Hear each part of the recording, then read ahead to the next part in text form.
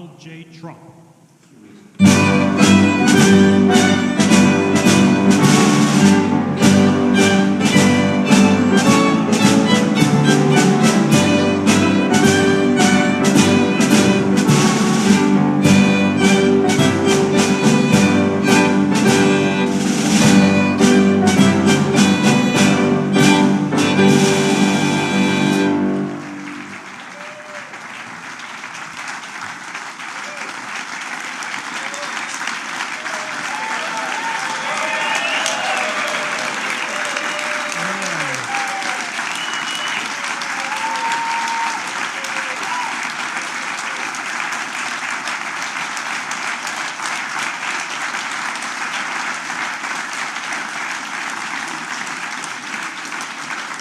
Clean, beautiful coal.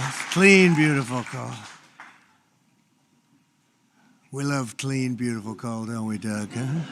I'm thrilled to welcome to the White House the men and women who light our cities.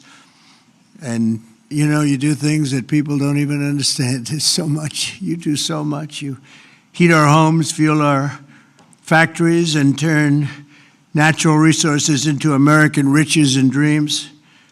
Our amazing coal miners. Thank you very much, fellas. That's great.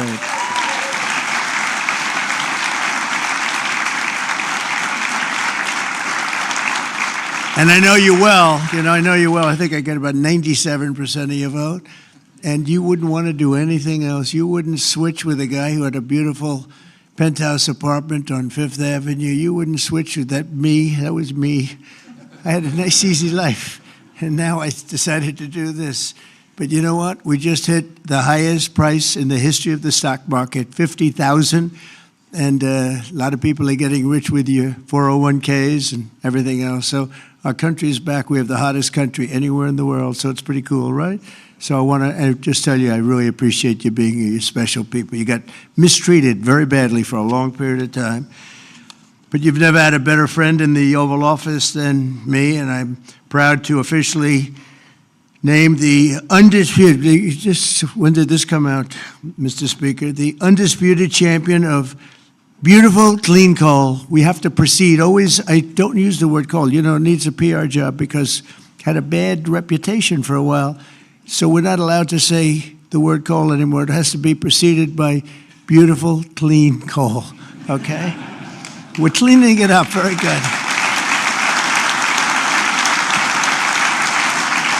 And we're delighted to be joined by Secretary Doug Burgum, who's done a fantastic job from the great coal mining state of North Dakota. And thanks as well to Speaker of the House, Mike Johnson, a fantastic guy who's doing a great job. Thank you, Mike. EPA Administrator Lee Zeldin. He's our secret weapon. He's getting those approvals done in record-setting time. True. Great Senators John Barrasso and Jim Justice. Thank you very much for being here. Hi, Jim. Been a long time, Jim. You're looking good. Shelley Moore Capito. Thank you, Shelley.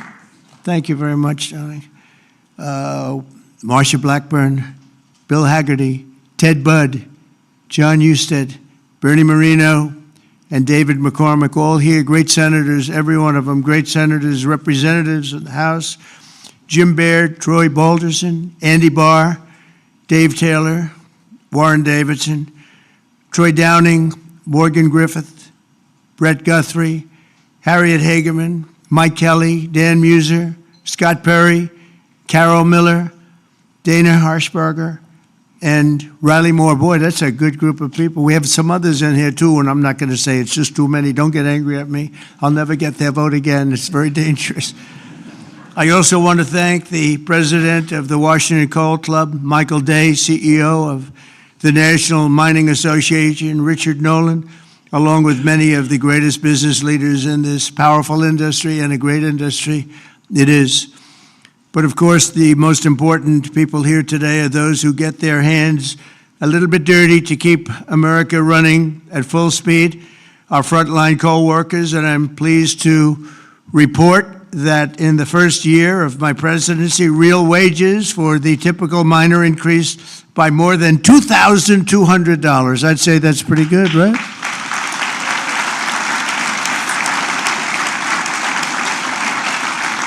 And I'll give you the bad news. It's the first time that that's happened in more than 27 years.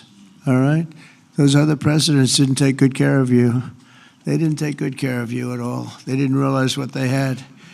The last time many of us were together, I signed a historic executive order to ensure that America's beautiful, clean coal plants would keep running when we need it most, and that's 24 hours a day in rain, sleet, and snow. You know, coal can operate when other substances can't. The Biden administration, he had no clue what he was doing. Shut down dozens of coal plants. They shut them down. Literally, it seemed like one a week, one a day. They were shutting them down left and right as fast as you could. They were paying people to shut down a coal plant. And if we had stayed on the ruinous path, we would have seen mass suffering and rolling blackouts all over the country. We would have had blackouts right now all over the country. We would have had a country that, worse than blackouts, every other thing would have been wrong with it too, with all of the horrible things that took place at our border. And right now our border is 100% secure. First time in the history of our country, actually. And you see it all the time. So instead, when large parts of our country were hit with winter storms, it was coal that kept the power on, and it was coal that never was bothered by cold weather, warm weather. It's never bothered by anything. It just keeps on chugging, right? During this vicious storm, and they had some really bad ones, coal generation surged 31%, while solar and wind totally collapsed. I'm not a big fan of those crazy windmills that are all made in China. You know, they're made in China, but not used by China. Let's look for a couple of wind farms in China, see if you can find one. They sell us those things for fortunes, but we don't do them anymore. Have we done any this year, Doug? We're not going to do any, hopefully, for 4 years in this country. They're losers. They lose. You're supposed to make money with energy, not lose money with energy. And they lose a lot of money.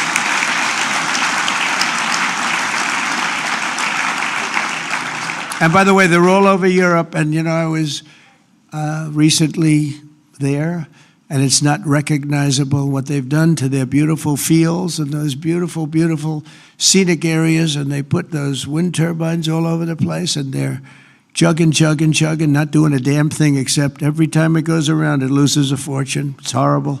They've lost their way. Not recognizable. And then I wonder why they don't like me over there. But you know who likes me over there? The people like me over there, I can tell you, because they know I'm right. More than 200 million Americans across 35 states were impacted by the storm, and the only reason most were able to take a hot shower was thanks to the power provided by the most reliable, dependable, and really dependable form of energy that we have, and that's clean, beautiful coal. Biden and the radical left wanted to abolish coal. They did everything they could, everything possible. But on day one of this administration, I ended the war on coal. We terminated the Green New Scam, and we withdrew from the unfair, one-sided Paris Climate Accord. That was another beauty we had. We paid $1 trillion. Nobody else had to pay 10 cents.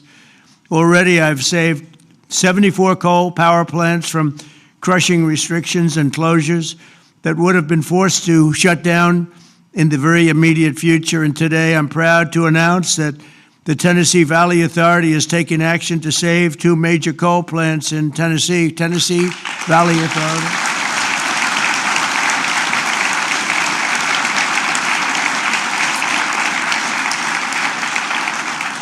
The plants are the Cumberland Fossil Plant and the Cumberland City. It's in Cumberland City. It's a big, beautiful thing that they just wanted to shut down. You know, the Tennessee Valley Authority has gone in a very stupid, very bad direction. The head of it, it's considered sort of semi-private. It's supposed to be semi-public, but it's semi-private. It's the highest paid government-type official in history. I think they pay them $10 million a year. They're paying them $10 million. I think the Speaker of the House wants to resign and head the Tennessee Valley Authority. And he could do a much better job, I can tell you that. Is that right, Doug? They pay him $10 million a year. Can you believe it? Well, Trump is on the scene now. We're going to make his life miserable. $10 million. I wonder what he got before he got that job. Probably making $150,000, right? And the Kingston fossil plant in Harriman, Tennessee, so they're going to remain open and they're going to be vibrant. They're going to be improved, built up, and continue to do all the things that they do.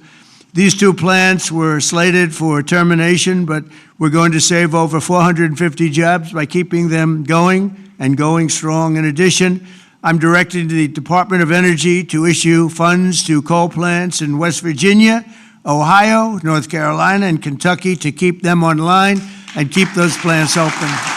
Right, Jim?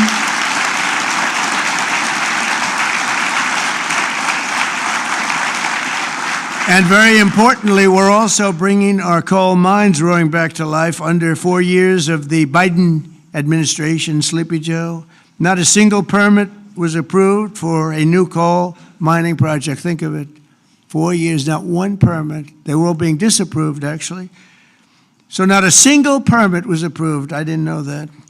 But in 1 year of Trump, we've already approved over 70 permits for very big, very powerful mines that are going to be with us for many, many years to come. And we did that over the last 30 days. We did more than half of them because we have the system going now. It's a very reliable source, great source. If you look at some of the most prosperous places in the world, they're run on coal. Since I took office, coal production is up by nearly 4 million tons a month after falling for decades. I mean, literally decades. Coal power generation is up by nearly 15% in my first year, and that number is going to be about 25 or 30% this coming year, at least. These pro-American energy policies are bringing energy prices way down. You see what's happening even with gasoline. I was in Iowa last week, and it was $1.85 a gallon. And many of them are $1.99 and $1.91 I saw. We have them under $2 a gallon now. A little while ago, just a year and a half ago, they were at $3.50, $4, $4.50. In California, $7 because of the crazy taxes. Coal is one of the lowest price energy sources, and it's probably considered by almost everybody to be the most reliable. It requires no subsidies because you make money with coal. More coal means lower cost and more money in the pocket of the American citizens and in the pocket, frankly, of the United States of America. That's not bad. Every once in a while, we have to take care of our country, right? With us today is Kayla Blackford, who drives a haul truck at Bear Run Mine in Duggar, Indiana. Great state. We love Indiana. I only like states that are one so big, you know. I want to pick no, I like them all. Where she has worked for 5 years, and she's joined by her wonderful husband, Eric, who also works at the mine, and their really incredible son, Isaac. And Kayla, if you could come forward, I'd like to just have you say a few words, please. Come on up. Where's Kayla? Kayla, oh, hi, Kayla.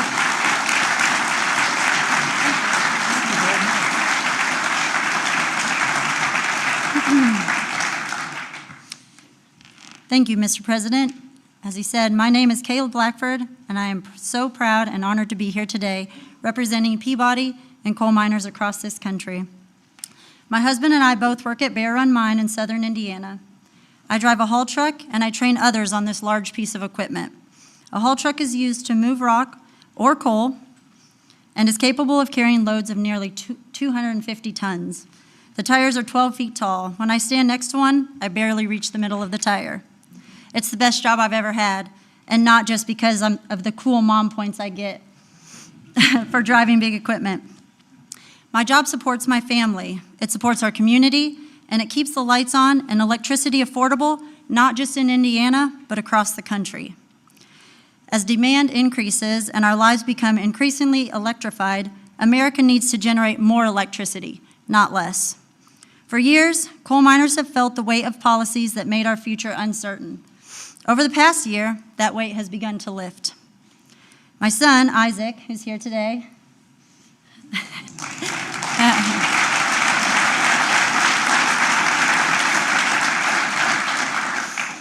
has friends whose parents also work at Bear Run. And when you grow up seeing huge mining equipment from the road, like Isaac and his friends do, you dream about the day when you get to run that equipment.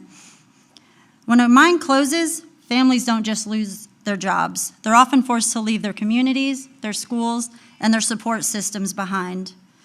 The common sense policies to keep coal plants running implemented by this administration mean that my husband and I can keep working, stay where we are, and continue raising our son in our community that we call home. And the impact is even greater than that because you, Mr. President, have single-handedly kept utility prices affordable, the lights on, and our jobs alive. We are real people under these hard hats. On behalf of America's coal miners, thank you, Mr. President, for recognizing the value of coal and the value of the people who power this industry every day. Thank you, Thank you so much. So nice to meet you. Thank you very much for all of you. Thank you. Sorry, I'll take that.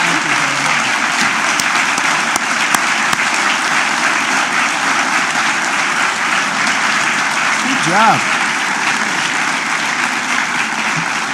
She did a good job, right? Look at the boy. He's so proud of Mom, huh? Did a good job? Couldn't do better, right? Anyway, thank you, Kelly. That's really nice. Thank you very much. Coal is also critical to our national security, vital to everything from steel production to shipbuilding and artificial intelligence. It's incredible what's happening with coal. And it's also incredible how clean they're able to keep it now with all of the new techniques. By using it, they're able to do things environmentally that are amazing. You see that.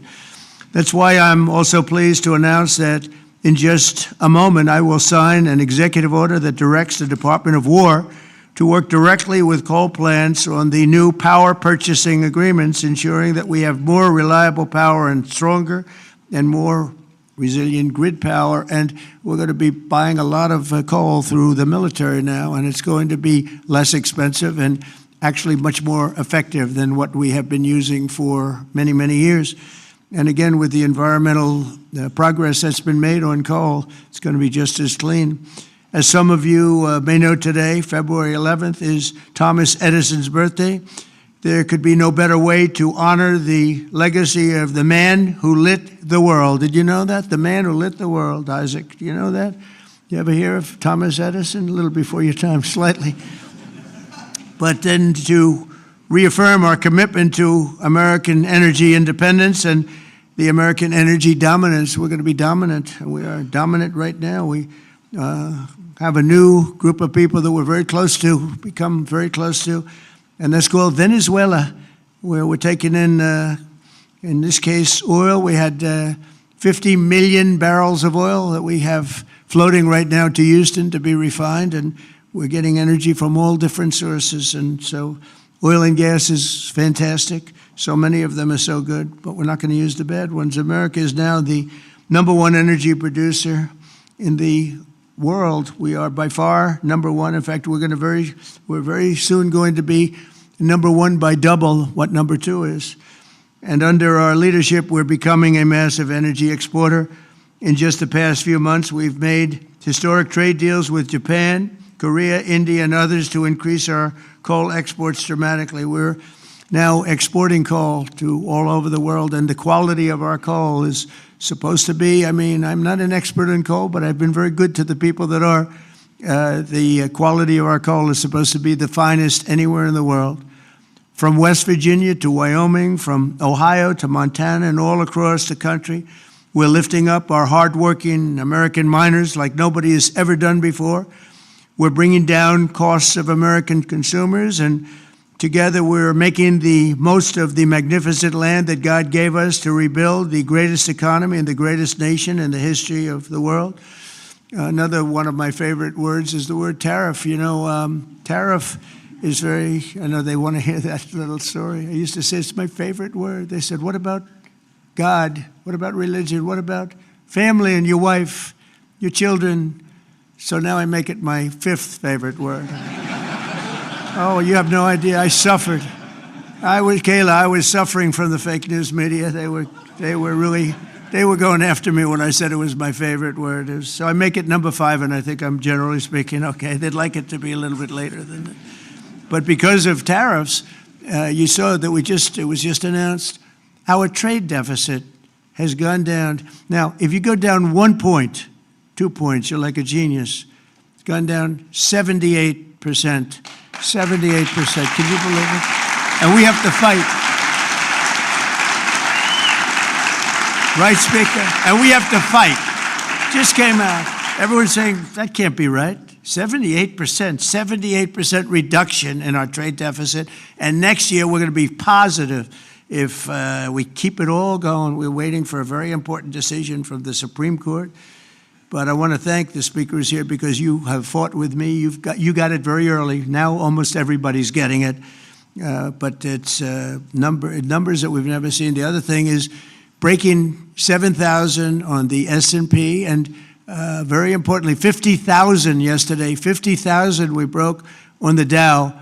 And if you remember, when I won, they said if he could ever produce 50,000 by the end of his fourth term, by the end of his fourth year, it would be unbelievably successful. Well, we produced 50,000 in excess now, went up today, in excess of 50,000 at the end of my first year. So that's some difference. And that's because of tariffs. So we're doing numbers that nobody thought were possible. The economy is rich.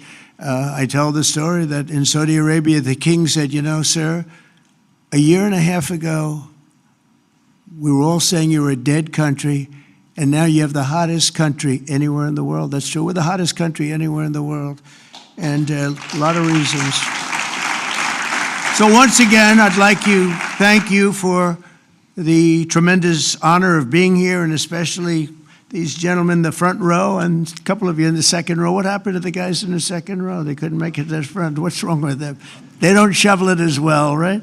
But I want to thank you and invite the chairman of our National Coal Council, Peabody Energy CEO, which is a great company, by the way, Jim Grech, to come up and say a few words. Please, Jim. Thank you very much.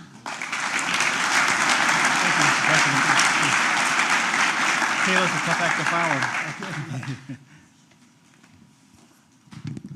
Mr. President, we stand here today representing the thousands of coal miners across the country to express our deep gratitude to you, sir, for the actions you've taken to support our industry. Your leadership and decisive actions have sent a powerful message. We have a president who, more than any other, deeply understands the importance of coal in supporting the future of this nation. Sir, you know what most people don't. The U.S. has more energy in its coal than any nation has in any single energy source. We have more energy than Russia has in its gas, and we have more energy than Saudi Arabia has in its oil. Yet before you, sir, presidents were afraid to allow coal to help keep electricity abundant and low cost. And Mr. President, that changed with you. We saw the impact of your wise policy in real time during the recent winter storm as temperatures plunged and demand surged. The coal plants you directed to keep open provided the stability and resilience that the grid needed. And today, thanks to your leadership, sir, we are working with your administration on the potential to build new coal-fueled power plants and having coal emerge as a source of rare earth elements and critical minerals that are essential for our national security and economic future. And because of you, sir, the mining towns that once feared for their futures are seeing new investment, renewed optimism, and a sense of pride restored. Families feel more secure, local businesses are growing again, communities that had been written off are reinvigorated. For the thousands of workers across this industry, your support has meant more than policy, sir. It has meant dignity, stability, and the recognition that their work matters in making America great again. So, sir, Mr. President, on behalf of Michael Day, the chairman of the Washington Coal Club, and all the coal miners across our great country, I'd like to ask there's some executives and coal miners that are going to join us on stage, and we are going to present you an award, sir. Oh, that's great. Thank you very much. Thank you.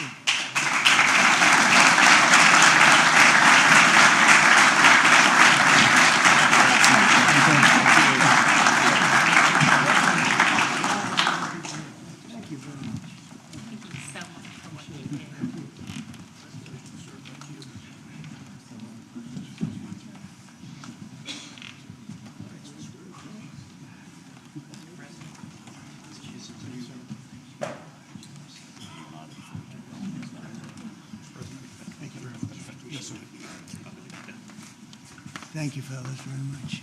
Thank you, Mr. President. Sir, to show our appreciation, the trophy says the Undisputed Champion of Beautiful Clean Coal. Thank you, sir.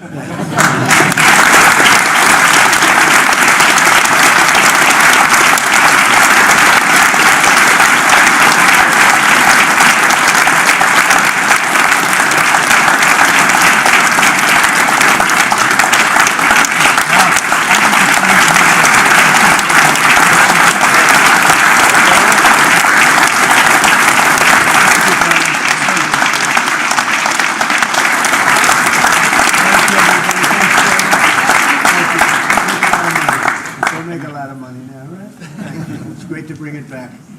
You were treated very badly, and now you're treated really well. Thank you very much. Thank you, everybody, very much. Appreciate it. Speaker, thank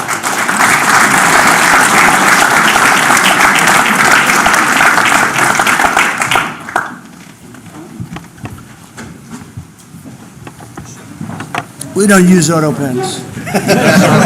There's no auto pen. Okay, come on up. That's great.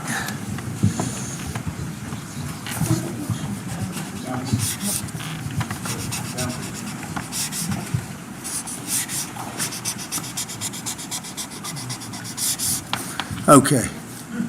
Here you go, fellas. Take these. Take these, guys.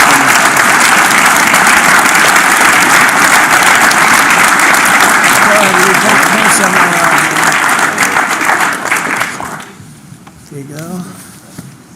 I'll get up. Okay, come on. You guys okay? Yeah, Speaker? good.